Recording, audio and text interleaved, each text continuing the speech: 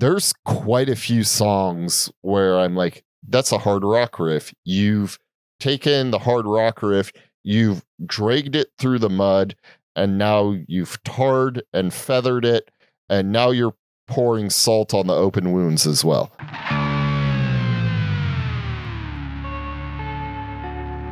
Welcome to Every Album Ever with Mike and Alex. My name is Michael Mansour, and I'm joined as always by my brutal co-host Alexander Volts. Say hello. Hello. This is Every Album Ever, the podcast where we listen to every single album in the world, one artist at a time. It's usually a whole new discography per episode, except for these EAE singles episodes where we cover something new, something that just came out, and today we will be discussing the latest by the band Thou, entitled Umbilical. Ooh, Thou.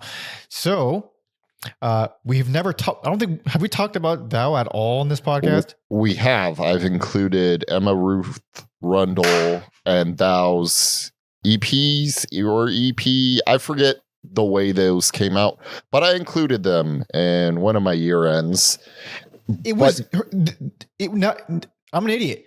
It was on two of my year-end lists. Emma Ruth Rundle and Thou, the album that they did together, and then the next year, the EP, I believe. Okay. If I'm not mistaken. For definitely the album that came out in 2020. I was big into that one. Yes. But that is unlike most of what they do, and it's so crazy. They've been around for a while. I kind of remember when they were breaking out. It's been a while since I've given them a proper listen, and these motherfuckers, they still got it. How long have they been around? Pulling that up since 2005, and their debut album Tyrant was in 2007. Their last album, which I did briefly listen to, Magnus, came out in 2018, so it's been quite a bit since we've had a proper full length by them. I only heard, aside from the collabs with Emma Ruth Rundle, I only heard two albums and once each. So I retained nothing, and one of them was not heavy, clean. Oh shit, really? Acoustic. Okay. Am I losing my fucking mind? Inconsolable? Yes, that's their acoustic one. It's not. I'm not finding it on their wiki. It's on their Bandcamp. I think someone. Oh, it's an EP. It's an EP from 2018. Okay. I heard that one and then Magnus, I believe. Okay. Once each, and I returned nothing. And I remember putting on Inconsolable and thinking, what the fuck? I thought this was a sludge band, and being very confused by it. No, and what a crazy year for heavy music. We've had that Prisoner album. Yep. We've had High on Fire. My favorite of the bunch being Why Am I Spacing? Knock Loose. Sorry. Hell yeah. I mean, one of my favorites as well. Yeah.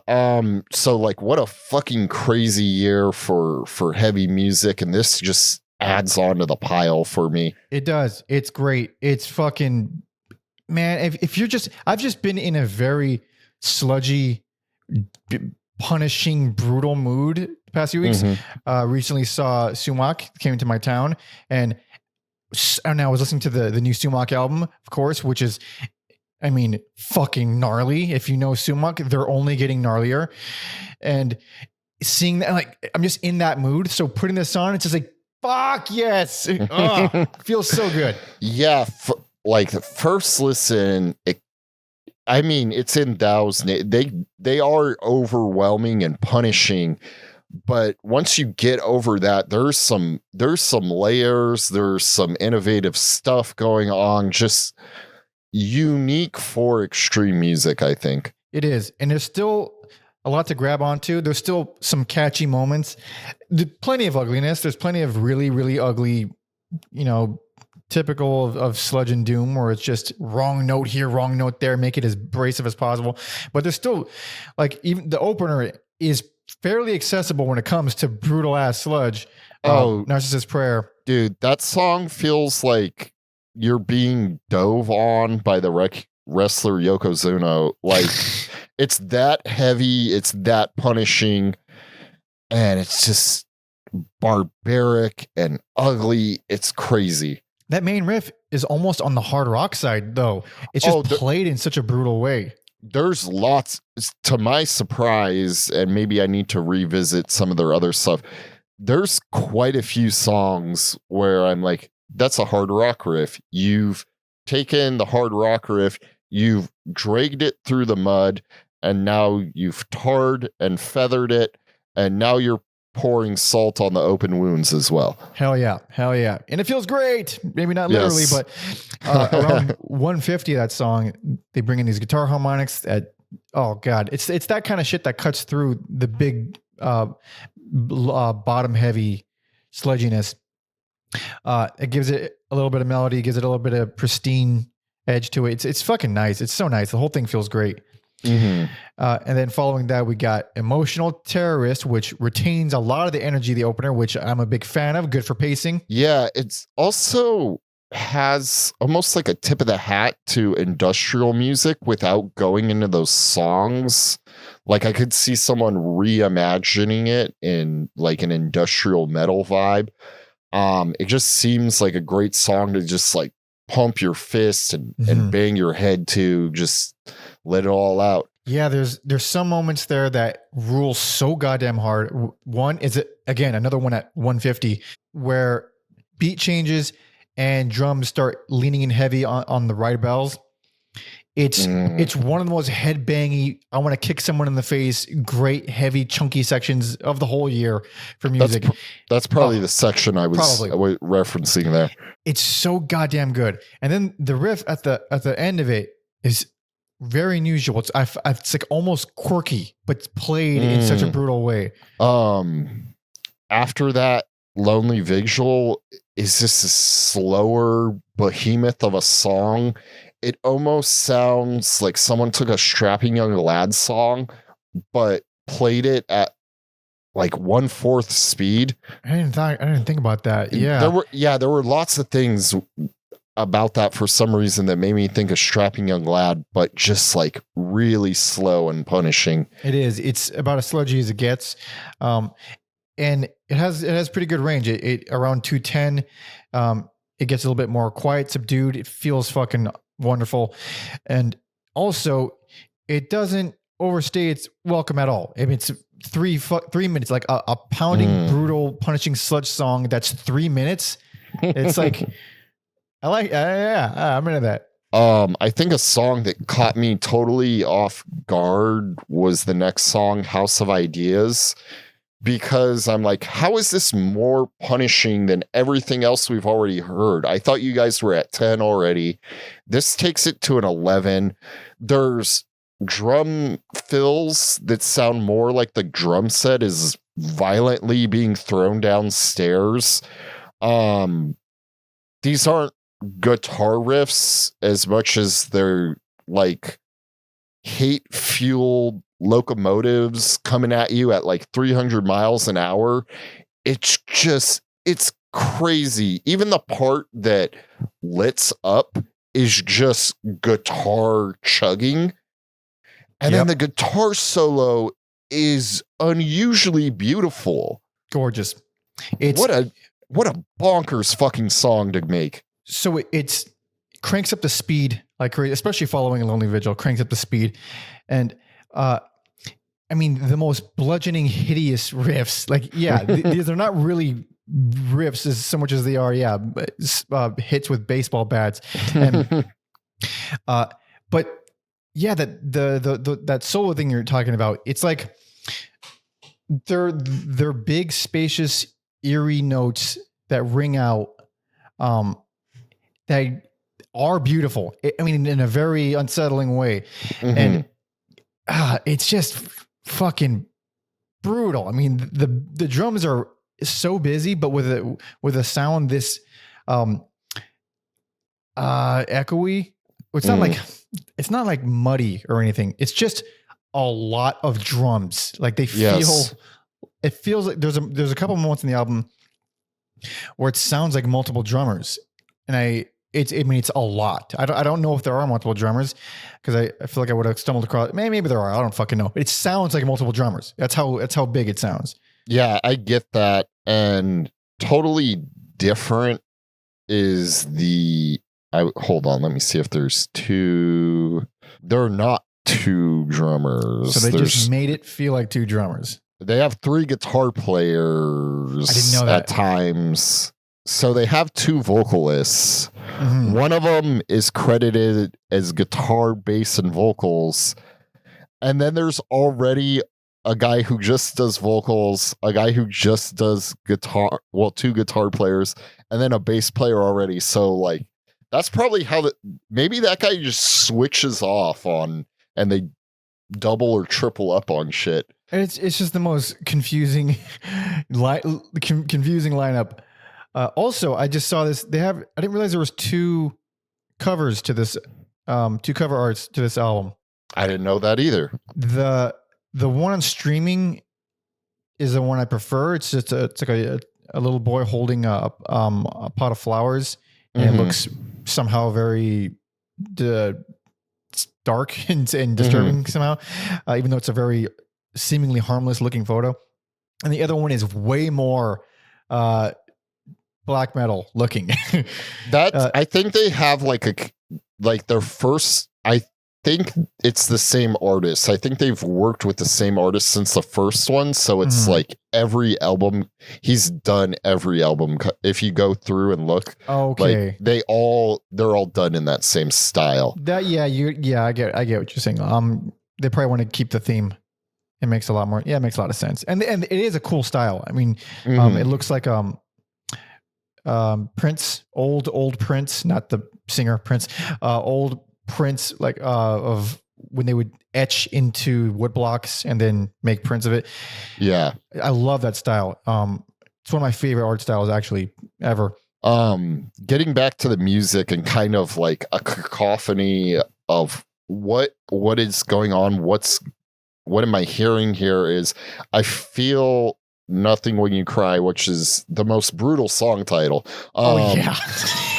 It's just a fury of these riffs and these drums coming together, and it's cool to have a different kind of extreme where I think mostly this album is punishing, but that gets a little more like fast tempo. I feel like I could run a whole marathon if I just had that song on repeat. It's the fastest song on the album.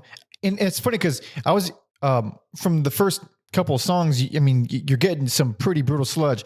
When House of Ideas comes on, I thought like, oh man, okay, this is the fast song. And then right after it, we get faster. Like, so yes. It's good. It's smart pacing for a band like this to play with speed, because I'm never expecting speed with sludge. Sometimes they do it, or like sometimes sludge bands do it, but I just wasn't expecting. Plus the riffs rule on that song. So yes, and I think is that right? Did I type Unbidden right? Guest? Yes. Okay. It does venture more into thrash territory, but the way the riffs are handled, I think if you just isolated them and took them away, they're kind of unusual and unexpected. Yeah. On that one, that's one where it kind of won me over on multiple listens, because I didn't love the riffs as much as some of the others, but it's still again that's another one where it almost has a swing to it. It's not like swing music, but it has a sort of swing to it. Another kind of rhythmic shift when I was expecting just straight pummeling, giant gaps in between each crash and kick hit. I think there's this something about these heavy bands from New Orleans. Like, I don't think Thou sounds anything like Crowbar or I Hate God. I think they're all kind of different, but I think there is this kind of swampy, it's not even a thing, I'm just making shit up, this like swampy swing that you're talking about that runs through these bands where it doesn't sound the same, but they do have this almost laid back feel and this brutal music that isn't laid back. Yeah, I wasn't expecting the rhythmic variety as much as it is on here. Also on Unbidden Guest, the end. That's the part that I specifically know. Like that, how is that not multiple drummers? I mean, it's cacophonous. It's wild. Yeah, there might be some overdub overlay going on here. Next, we got a Return is Chained and Bound to You. One of the ugliest things on the album. Yes. Maybe, easily one of the ugliest things. Yes, we're back to just grueling shit. And let me tell you, when that quiet part comes in, it is like coming up for air after you've been drowning for, I don't know, 20, 25 minutes. Oh, yeah. It feels amazing.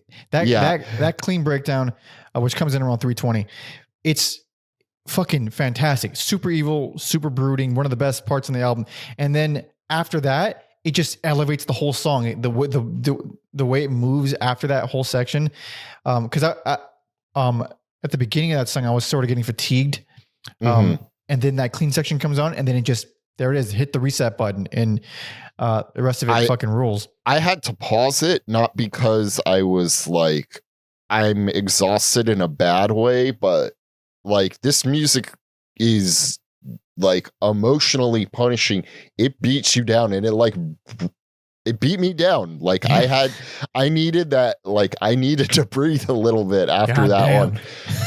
Which is like, I mean, I'm sure I'll get there where I could like listen to it repeatedly, but like first few listens, I was just like, whoo, let me get 5. I'm coming back. I'm excited to come back, but I just need to get my shit together. There is not a whole lot of light on this record. There is none light. There is no light. No. Yeah. And then perhaps the most hard rocking song, some people have called it like Death and Roll or something. Oh, right. Yeah. I think did we talk about that on Entombed in one of our bonus episodes? Yes. Yeah. And Promise, I think, is the most death and roll song, if that's a genre or a thing. They're just, I love it. I love the like chaotic drum solo. It's just a textbook example of how to keep playing heavy music, but just do enough different to keep your listeners engaged. Yeah. You say it's, this would be considered death and roll. I didn't even think about that. Completely forgot about that little label, because what it registered to me is like weirdly normal punk riffs stuffed inside brutal sludge. Yeah, and perhaps there you get some of the I Hate God stuff, but I'm a fan of bands like Tribulation and Doom Riders, or I'm gonna butcher their name, Curveller Tech or whatever. I'm a fan of bands like that. Those are bands I think of when I hear death and roll. So not bad. I haven't heard almost any of it. I think you would love Curveller Tech, because there's something about how they bring a party atmosphere to metal, but it's not like AWK party. It's just it's one of the few like ugly metal bands where you're like, yeah, I could like have a good time listening to this. I was like with some like-minded individuals. All right. I'm open. Plus, John Baisley from Baroness. Yes, he does a lot of their artwork. Well, that's a way to get me in the door. That's for sure. Next, we got Panic Stricken I Flee. Comes in with these big, heavy, simple riffs, which is definitely a shift following the Promise. Yeah, I do feel like things kind of come in two here, because not throughout it, but we do eventually get some more like hard rock riffs in there. And then I was surprised again at a guitar solo where I got some like, I was like, this could be in a shoegaze song. Yep, absolutely. It's very ethereal sounding, very shoegazy. It comes in on the final minute, but man, I love it. Absolutely love it. That it's another song similar to A Return is Chained and Bound to You, where the first half I'm getting fatigued, and then second half comes in and just turns the whole thing around. Absolutely. It's fucking nice. It's very nice. The only song I'm not huge on is the closer, Siege Perilous. I will say it's one of two songs where it's like this is the second sludgy song, so it kind of already has that uphill battle of being like the second of something. And I kind of agree with you. I think Panic Stricken would have been it kind of felt good to end there, but I also understand ending the album on this like sludgy march to the end. Yeah. It kind of closes the way it opens for sure. But god damn it, man, it's good. It's real good. There's some real interesting moments and passages that break up the intensity. Really good, smart arrangement choices and some solid riffs. Not everything here is my favorite thing ever, but I think it flows nicely. And if you're in the mood for fucked up ass, bummer ass sludge, this is pretty rad. It's my friend John, he likes I don't know where it comes from. Maybe I should ask him. If you're a fan of Heavy Biscuits, doesn't get much heavier than this. Yeah. And if it does, that's kind of when it leaves the realm of hooky, because there's still a lot of like strong riffs on here. Yeah, the only reason I consider this heavier than the Knocked Loose album was because the Knocked Loose album has moments of like brevity or some hooks, and it's still heavy as fuck. I don't think any of these albums are accessible, but this is just like there is no light.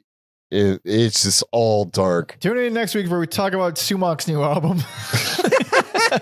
Probably. This is made for a very specific kind of person, very specific audience, a very small audience. But god damn it, it's fun. It's fun if you're open to it, of course. I can't imagine this would be someone's like first sludge record. It's still pretty punishing for that, but I'm gonna have it on for it's a good album. I'm gonna have it on for a minute. Yeah.